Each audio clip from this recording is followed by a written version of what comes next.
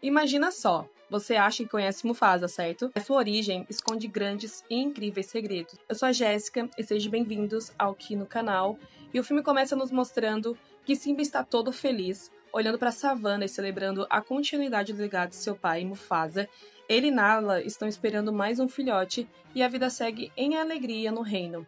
Antes que ele saia para de encontro a Nala, Simba se despede de Kiara e pede para que Timão e Pumba cuidem dela. Mas antes de um pedido especial, nada de histórias inventadas, como aquela que eles inventam de matar Scar. Mas claro, que Timão e Pumba acabam inventando umas histórias e Kiara, que já sabe de toda a verdade, percebe logo que eles estão mentindo.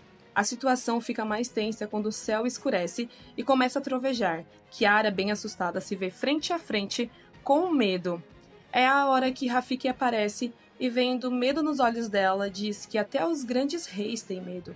E começa a contar a história sobre Mufasa, mostrando para Kiara que até os mais poderosos têm seus próprios medos. Rafiki então começa a contar a história sobre o início da história de Mufasa, revelando alguns detalhes importantes sobre o grande rei. Ele fala com carinho de como Mufasa era profundamente amado pelos seus pais, mas mesmo sendo tão querido, ele cresceu em tempos difíceis. O lugar onde eles viviam estava sendo consumido por uma seca devastadora por muito tempo, mas sua mãe, com uma ternura que era só dela, sempre falava de um lugar especial chamado Milele, onde a harmonia entre todos era perfeita, e então algo inesperado aconteceu. A chuva, que antes parecia tão distante, desceu com força sobre o reino. Mufasa ainda era jovem e cheio de curiosidade, correu até o lago onde todos estavam se reunindo, celebrando a chegada das águas.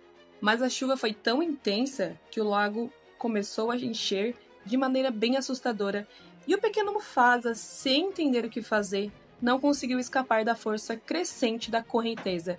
Seu pai, sempre tão protetor, se lançou nas águas turbulentas para tentar salvá-lo, mas na luta contra a correnteza, a força da natureza foi mais forte do que eles podiam enfrentar. Mufasa então foi arrastado e separado dos seus pais e ficou perdido nas águas violentas que o distanciava de sua família. Enquanto Mufasa ainda estava na água, ele avista na beira do lago um jovem leão que tenta alertá-lo dizendo que seria devorado por jacarés. É nesse momento que a mãe de Taka, Ash, aparece para afastar os jacarés e então Taka decide ajudar Mufasa a se salvar. Já mais aliviado, Mufasa revela que está perdido. Ash, com pena do jovem leão, sente compaixão e decide levá-lo até o bando, mesmo sabendo que Obase, que é o líder, não aceita forasteiros. E ao chegarem no bando, Obase rejeita a ideia de conhecer um estranho, mas sugere uma competição. Se Taka, que é seu filho, vencer Mufasa, o forasteiro será banido. A competição é simples, mas bem desafiadora. Os dois leões devem correr até uma velha árvore e voltar. Se Mufasa perder, será expulso do bando. No caminho, Mufasa sente medo de se aproximar da água, mas não desiste de jeito nenhum. Quando chegam de volta, Taka revela que sempre quis ter um irmão, como Mufasa ao seu lado, e por isso diminui a velocidade para garantir que ele vencesse. Obase fica chateado com Taka, pois ele quebrou as regras para que Mufasa ganhasse, mas com a vitória de Mufasa, ele não teve escolha e teve que aceitar o forasteiro em seu bando. A partir daquele momento, os dois crescem juntos, lado a lado, fortalecendo o vínculo de irmãos. Obase manda Mufasa ficar com as leoas, afastando ele de Taka, que está sendo treinado para ser rei. Enquanto Taka aprende que um rei deve descansar e esticar as patas, Mufasa recebe de Ash o treinamento e as técnicas de caça. Taka sente inveja e observa tudo de longe, já que ele nunca precisou dessas habilidades. Porém, quando Ash e Mufasa estão treinando, eles são atacados por leões brancos. Mufasa tenta ajudar Ash, que é atacada, e com seus novos ensinamentos, ele enfrenta um dos atacantes com bravura. Enquanto Mufasa derrota um leão branco, Taka foge assustado, deixando Mufasa para enfrentar a ameaça sozinho. E ao retornarem ao seu bando, Mufasa relata o ataque a Obase, que não acredita e ignora o perigo, tratando os leões brancos como lenda. Quando o batedor confirma que a ameaça existe, Obase pede para que Mufasa proteja Taka a todo custo, e os dois partem em direção a Milele, enquanto Obase fica para trás, enfrentando os leões brancos para garantir a segurança de todo o bando e de sua linhagem. E quando chega o amanhecer, Mufasa e Taka correm para sobreviver, fugindo do ataque devastador de Kyrus e seu bando.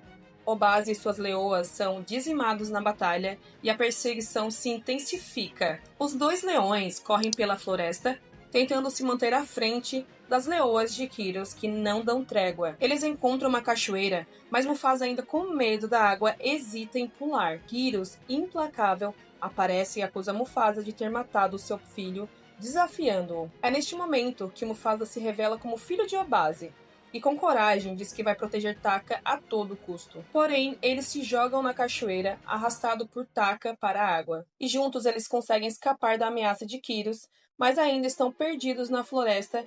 É quando, por sorte, eles encontram Sarabi, uma leoa que também fugiu dos leões brancos.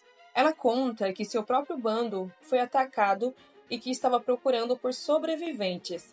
Sarabi então se junta a eles, oferecendo uma esperança de que possam continuar e encontrar um futuro seguro, mesmo em meio a esse caos. Mufasa, Taka e Sarabi seguem pela mata, acompanhados pelo Kalaw Zazu, fiel ajudante de Sarabi.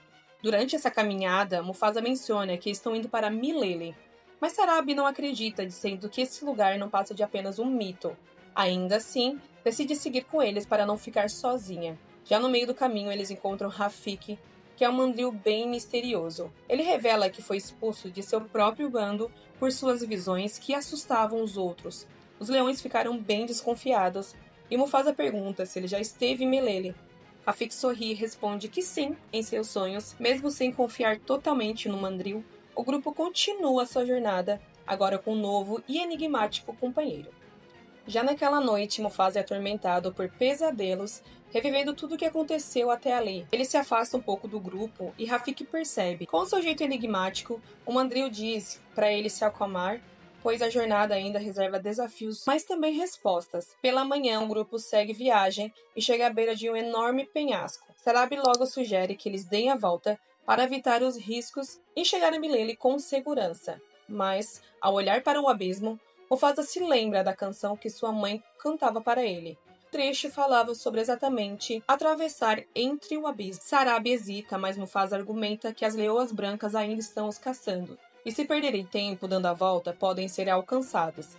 Então, ele ensina a Sarabi a detectar rastros e movimentos ocultos, que é um instinto de caça que aprendeu com Ash. Com essa nova habilidade, o grupo confia em Mufasa e começa a descer pelo penhasco, encarando mais um desafio rumo a Milele. Enquanto o grupo segue pelo abismo, Taka não tira os olhos de Sarabi. Ele se aproxima de Mufasa e pergunta como pode conquistá-la. Mufasa sorri e explica que Sarabi exala um cheiro de uma flor chamada bico de pato, que só cresce no vale dela. O segredo é ouvi-la. Taka se anima e logo menciona flor para Sarabi, que se encanta e começa a lembrar de seu lar. Mas antes que ele conversem mais, uma debandada de elefantes surge. Zazu avisa que os leões brancos estão se aproximando. Sem saída, o grupo decide atravessar no meio dos elefantes, mas os leões brancos saltam pelas rochas. Sarabi tem uma ideia. Ela derruba uma colmeia, causando pânico nos elefantes e afastando os predadores. No caos, ela é atingida e desmaia. Mufasa corre para salvá-la, enquanto Taka se esconde. Ele a coloca em segurança e sussurra que sempre estará do lado dela.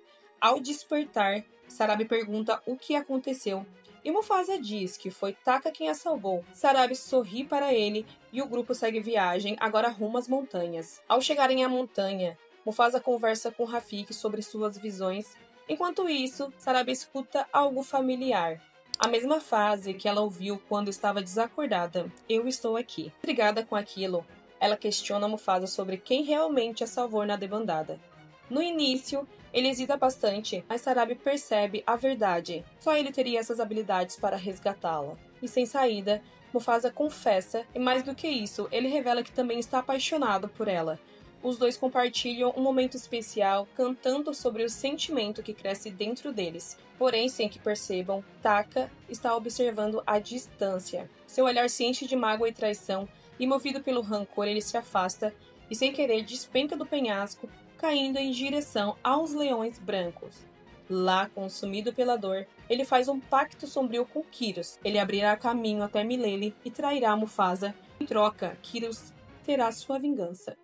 É então que o grupo finalmente chega a Milele, e Rafiki encontra a árvore de suas visões Mufasa, curioso, pergunta onde está o irmão de Rafiki que ele sempre mencionava. O sábio Mandril então revela que o irmão que ele esperava sempre foi o próprio Mufasa. De repente, os animais se aproximam de Mufasa, alertando que os leões brancos estão vindo, mas ele tenta acalmá-los, dizendo que escaparam seguros para Milele. Só que não. Infelizmente, Kidus e seu exército surgem no horizonte e ali Mufasa percebe a terrível verdade. Que Taka o traiu. Ele tenta convencer os animais a lutarem ao seu lado, mas eles se recusam.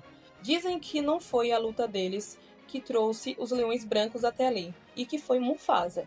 Mas ele insiste que se unirem forças agora nunca mais precisarão se esconder.